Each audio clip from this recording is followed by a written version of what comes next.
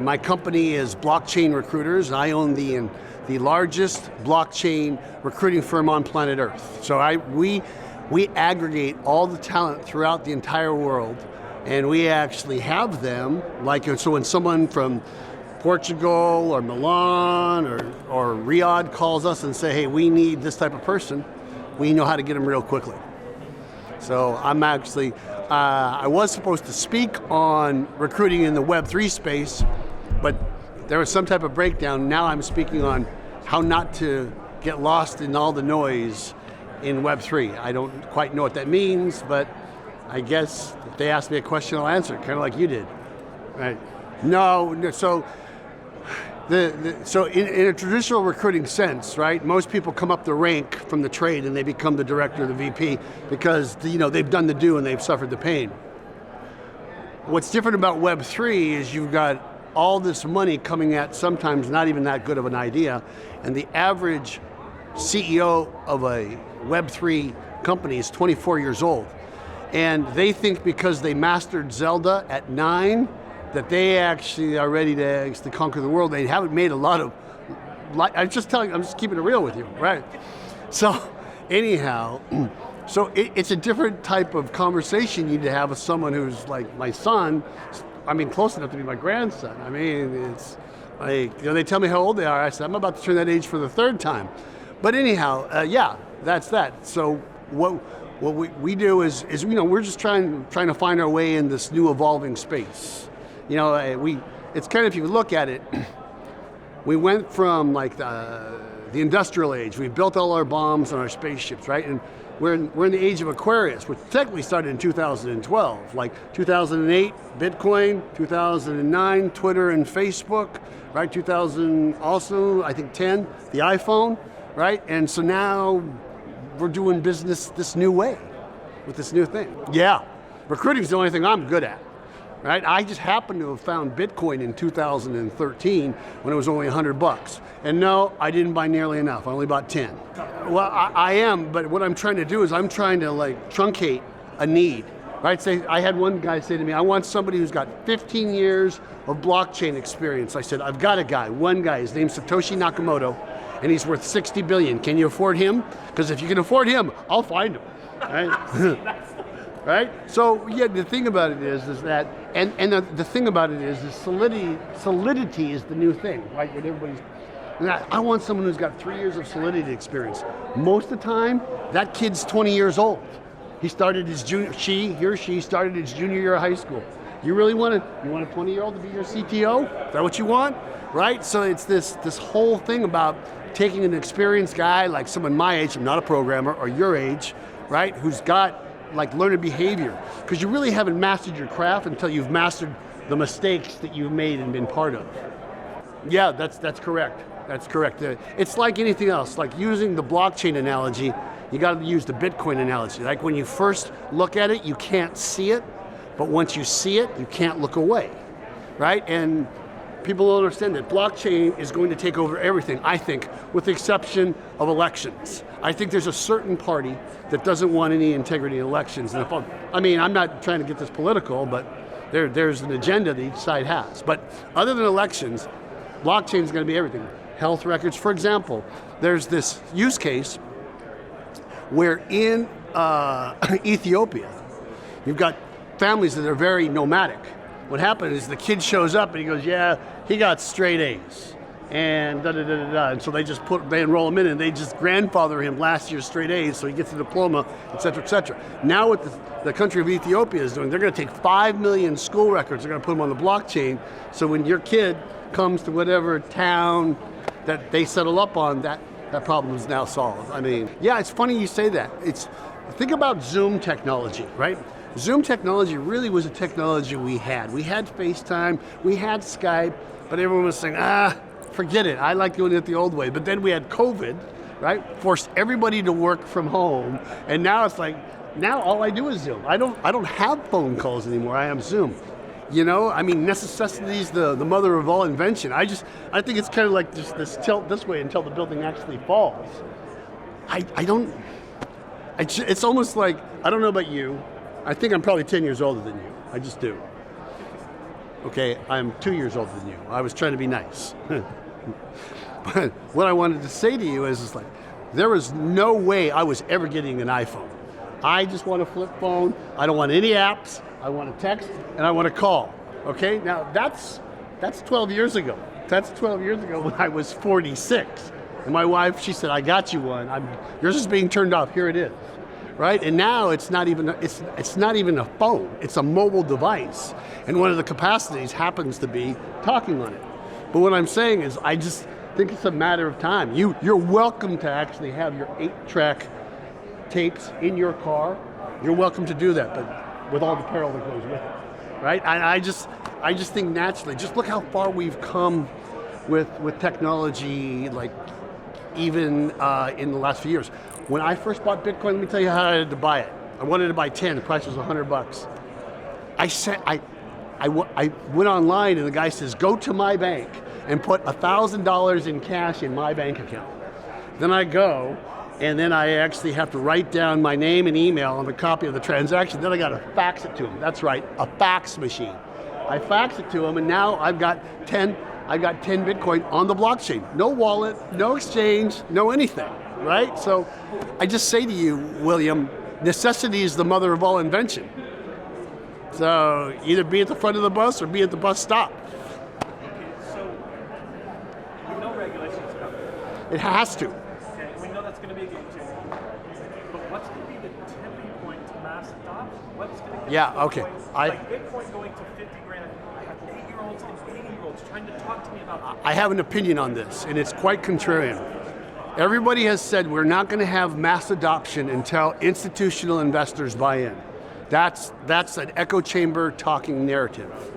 And I wholeheartedly disagree with it. I don't think it's going to be institutional investment that pushes mass adoption. We're talking about Bitcoin specifically, right? Because it's going to be one of the few that live through all this nonsense. I believe it's poverty. And I absolutely think what we have happening now is we've got this fiat money printing thing, right? Look what's happening. Interest rates are going up and everybody else is screwed. Well, we as Americans, our US dollar, we're screwed, but we'll be screwed last. So I think what people are actually doing is they're like rat holing Bitcoin and crypto because they know their fiat's going to be dirty. For example, case in point, there was a guy in Lebanon when they were having this financial crisis. And he paid his domain fee, his $19 domain fee with register.com for 50 years in advance. And they called him up and said, what are you doing buying it 50 years in advance? And he was trying to protect his money because he could always get the $19 back refunded after the depreciation of his currency went down by 5 times. You see, I'm only giving one analogy, but these are the things that are going to happen. The pain that we're about to, so here we are, November 2022. We haven't even felt the pain from the interest rates that have happened yet, let alone them stopping, which they're not going to stop. So I really believe it's the big breaking and the decrepitation of our financial situation and everybody paying $19 for a potato. That's going to be the thing. It's going to be a financial survival thing that pushes to mass adoption. And then all the cool things about, hey, this is what we're doing with real estate and NFTs comes next. Oh yeah, okay. So do you think that basically what's happened recently is it's not recession, it's not going to $100, it's not gold. It's going to go back up. We've already talked about, we know the reasons why it's going to go back. Do you think when it goes back up, Ethereum, because they just went proof of stake, has technology behind it, unless they start doing smart contracts, do you think Ethereum is going to grow faster than the gas? No, I think Ethereum, I think in 20 years we're not even going to be talking about Ethereum. Ethereum is like another fiat currency. And here's what I'm going to say to you. If you have the ability to reverse the chain, which Ethereum has done a couple of times in its beginning, if you have votes that are 70% with 5 people like Vitalik and the early founders, then you're truly not decentralized. All Ethereum really is, it's a form of fiat currency with outrageous gas fees. It's Western Union, right? Now, I know this is an unpopular thing. Talking about Bitcoin specifically, okay, in my life, I watched Bitcoin go from $100 to $3, right? To $1,300 to $300, to $20,000 to $3, to 67,000 and like the 1920 and what it is right now. And if you look forensically back at those events, there was a $3 winter, there was a $300 winter, there was a $3,000 winter, and right now we're in a $20,000 winter.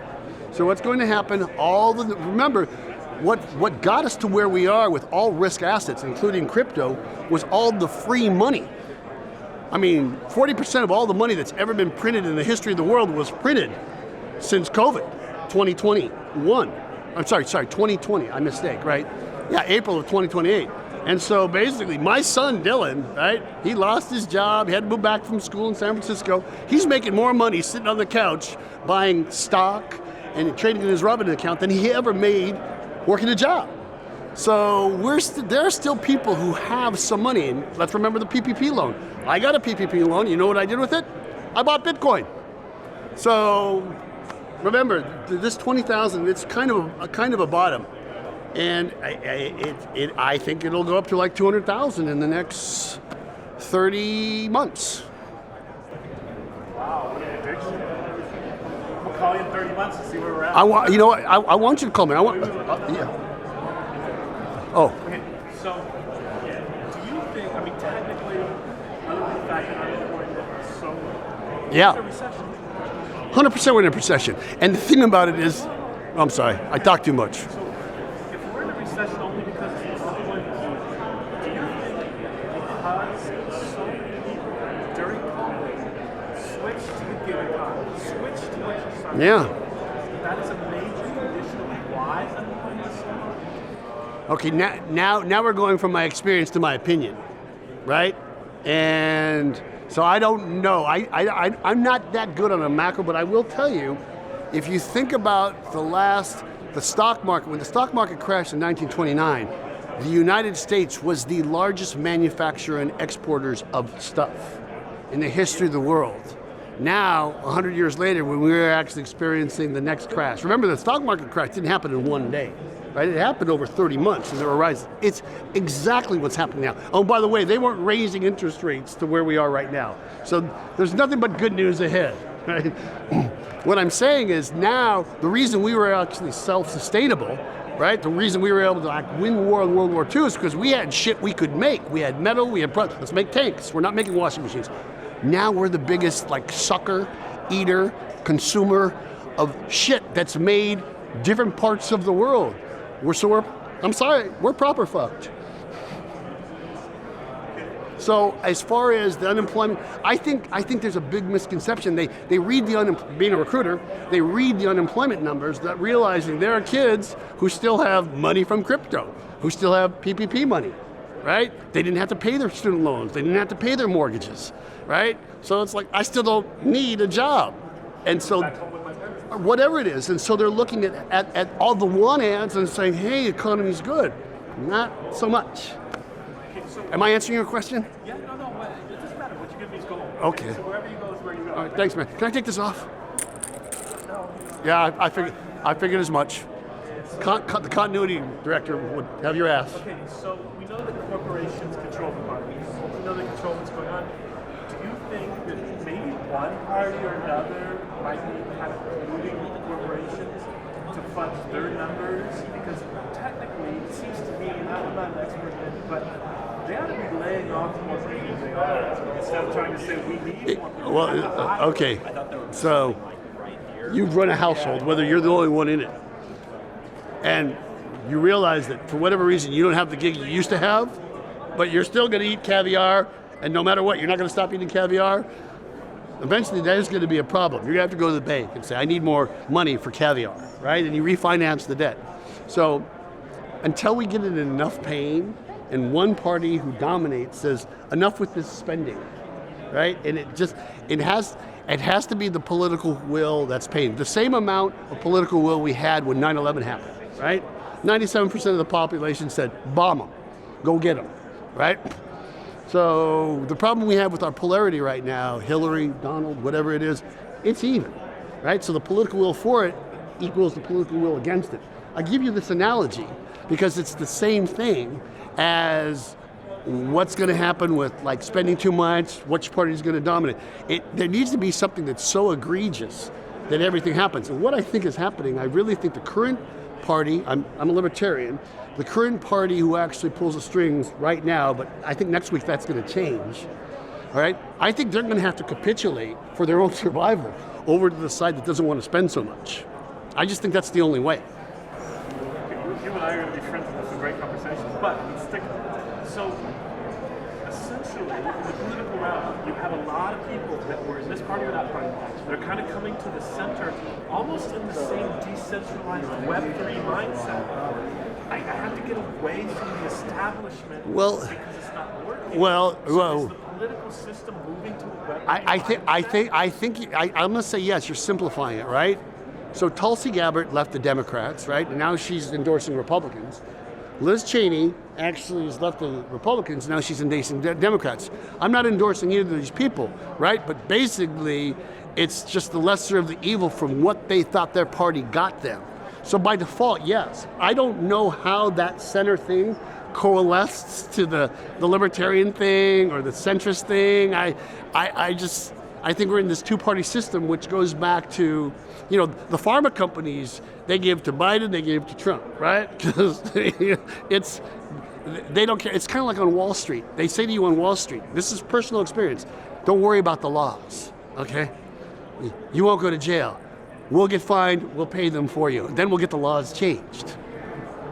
Okay, but is crypto and Web3 the solution to even that? It's a solution to so many different things. But does this now, it used to be believed in this party's financial and social issues.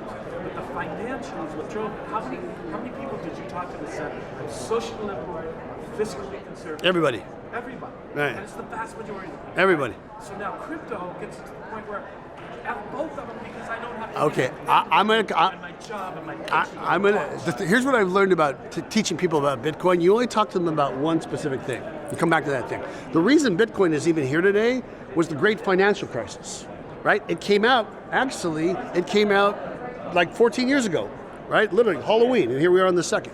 14 years ago, it came out, 2008. The financial crisis, right? When they bailed out all the banks, the banksters that caused all this problem in the first place, right? If it wasn't for that thing, then the pain of that event wouldn't get people looking at crypto.